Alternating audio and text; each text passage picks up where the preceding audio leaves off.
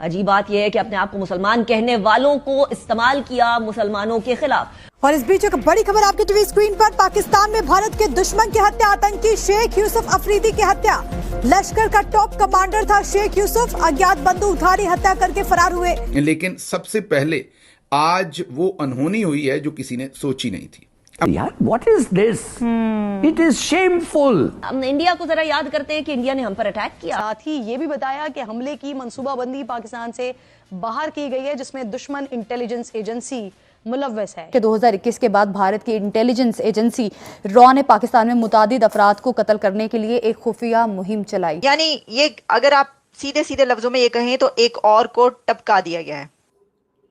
India के जो national security adviser हैं अजीत डोवल साहब, वो बड़े एक अनप्रेसिडेंटेड ट्रिप में यूएई गए हैं। सबसे पहले ये फरमाइए कि एक के बाद एक ऐसे शख्स का कत्ल है जो कहीं ना कहीं किसी न किसी तरीके से इंडिया को मतलूब है। पाकिस्तान में हिंदुस्तान के दुश्मनों का खात्मा कौन कर रहा है? नामालूम अननोन गनमैन इसको टपका के चले गए। एक और को टपका दिया गया है, खबर ये आ रही है।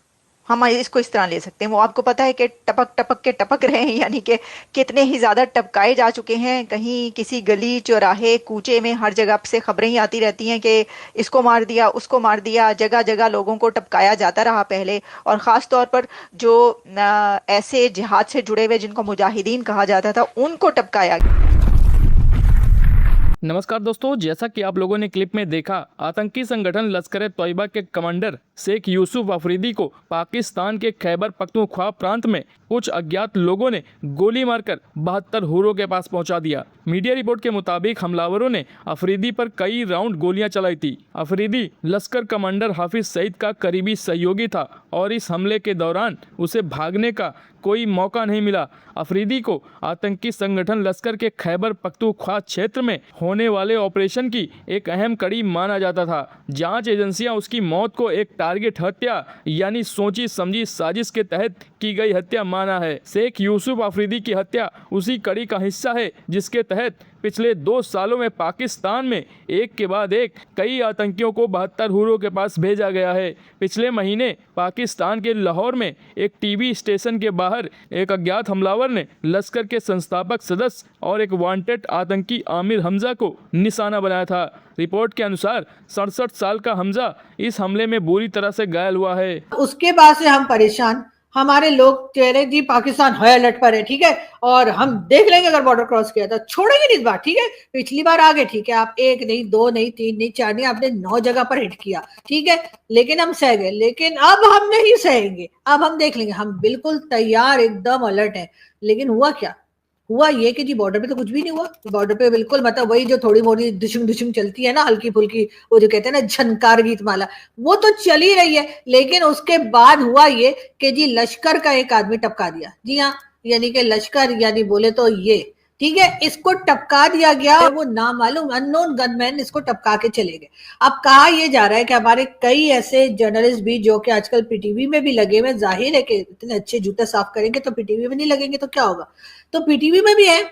और कुछ ऐसे भी हैं जो कि अपने कह लीजिए कि अपने काम कर रहे हैं, अपने मीडिया के काम कर रहे हैं, और मगर ये कि जूता बहुत अच्छा साफ करते हैं। उनका कहना है कि भाई ये तो शहीद हो गया और ये तो बेचारा बड़ा काम कर रहा था, ये तो कहना चाहिए जिहादी था और जिहाद कर रहा था और कश्मीर के लिए जिहाद कर रहा था। मैंने बल्कि एक सबको जाके लिखा भी, मैंने कहा सर कुछ शर्म कर लिया सर, मतलब एक टेररिस्ट को आप हीरो बना रहे।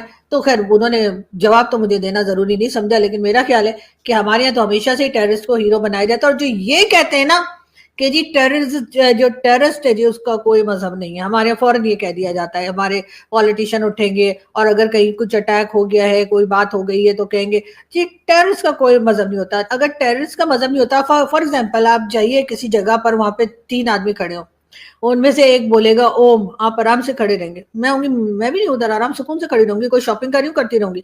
कोई और खड़ा होगा, वो कहेगा ओ माय गॉड, तब भी कोई कुछ नहीं करेगा। लेकिन अगर सिर्फ एक बंदा उठकर ये कह देगा ना कि जी आप जानते क्या कहेगा, है ना, ठीक है। तो अब मैं यहाँ बोलना नहीं चाह रही, लेकिन सारे मेरे पीछे पड़ जाएंगे। लेकिन खैर अगर उसने एक बार भी अल्लाह अकबर कह दिया, उसके बाद तो मैं भी सर पे पांव रख के भाग जाऊंगी वहां से कि पता नहीं क्या होने वाला है।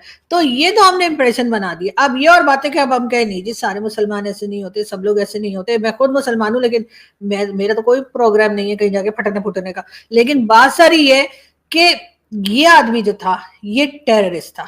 इसको अगर आप ये बताएंगे कि जी ये तो शहीद है, ये तो गाजी है, शहीद है, कि पता नहीं जिहादी है और ये तो बड़े नेक काम कर रहा था, तो मेरा ख्याल है इसी वजह से हम लोग FATF में गए।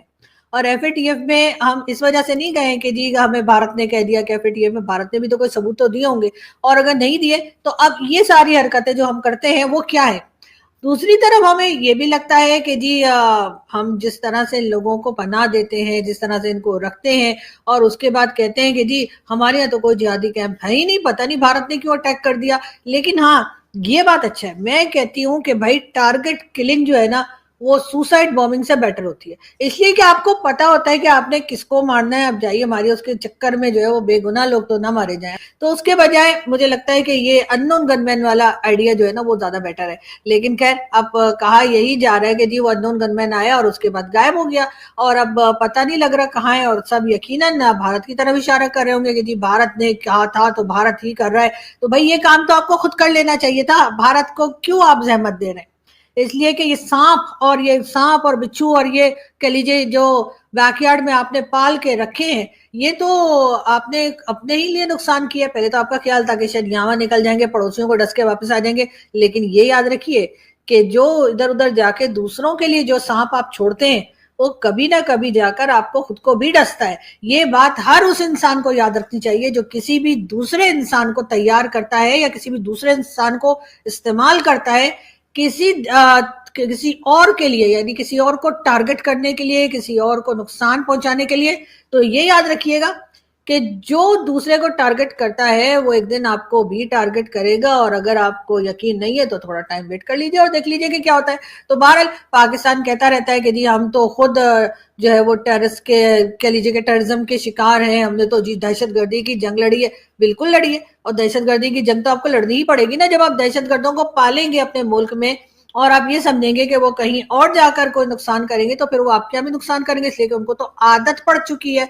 तो जाहिर है कि अब पाकिस्तान में अब कल ये बदीन में ये वाकया हुआ है, उसके बाद से जी एक हंगामा बरपा है सोशल मीडिया के ऊपर और दिखाया जा रहा है। और मुझे हैरत इस वक्त हुई जब मैंने अपने 2-3 जर्नलिस्ट लोगों को देखा जो कि जर्नलिस्ट हमारे पाकिस्तान में मौजूद है, कि वो हमदर्दी जता रहे हैं, वो अफसोस जाहिर कर रहे हैं इस आदमी के मर जाने पे। और मैंने अपना सर पकड़ लिया, मैंने कहा दादाजी। लेकिन खैर अब मैं दादाजी को क्या बोलूं, अब तो दादाजी ने जो करना था कर दिया, तो 12 वाट तो लगा दी। लेकिन बात सारी है कि अब उनको भी नहीं पता होगा दादाजी को कि यहाँ इस कंट्री में इस किस्म के लोग होंगे, इसलिए कि मेरे दादाजी तो काफी मॉडर्न किस्म के आदमी थे। तो मुझे तो नहीं लगता कि उन्होंने कभी सोचा भी होगा कि यहाँ पर इस किस्म के जिहादी, इस किस्म के टेररिस्ट और इस किस्म के इंतहा पसंद जो हर वक्त किसी को मारने के लिए घूमते रहते हैं, खून के प्यासे